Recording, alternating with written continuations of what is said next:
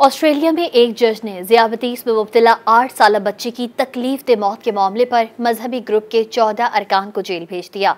Don अखबार में शाये फ्रांसीसी खबर इदारे AFP की रिपोर्ट के मुताबिक एलिजाबेथ रोज स्ट्रोस के वालिद और वालिदा के साथ मजहबी फ़िरक़े सेंट्स के रहनुमा और दीगर अरकान को गुज़िश्ता माह ब्रिस्बेन में क्वींसलैंड की सुप्रीम कोर्ट ने कत्ल के जुर्म में मुजरिम करार दिया था।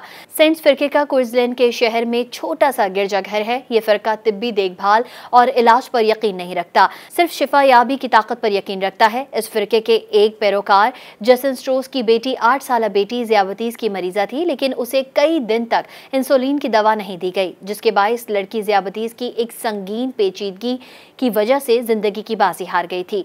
जस्टिस मार्टिन ब्रिन्स ने बुध के रोज समाअत के दौरान रिमार्क्स दिए थे कि एलिजाबेथ को आहिस्ता आहिस्ता और तकलीफ दे मौत का सामना करना पड़ा और आप सब किसी न किसी तरह से जिम्मेदार हैं। बच्ची की वालिदा कैरी स्ट्रोस और वालिद जेसन स्ट्रोस को 14 साल कैद की सजा सुनाई गई है। दोनों को अपनी बेटी की देखभाल न करने का कसूरवार पाया गया। जस्टिस मार्टिन ब्रिन्स का कहना था कि एलिजाबेथ की मौत निहायत परेशान कर देने वाली है। अगर इसकी मुनासिब देखभाल की जाती तो एलिजाबेथ की मौत को आसानी से रोका जा सकता था। अदालत ने एलिजाबेथ का इलाज और देखभाल न करने पर कसूरवार पाए गए उसके वालिदैन जेसन स्ट्रोस और कैरी स्ट्रोस समेत मजहबी फिरके के 14 अरकान को जेल भेज दिया। मज़ीद न्यूज़ अपडेट्स और डिजिटल स्टोरीज के लिए सब्सक्राइब करें डॉन न्यूज़ पाकिस्तान।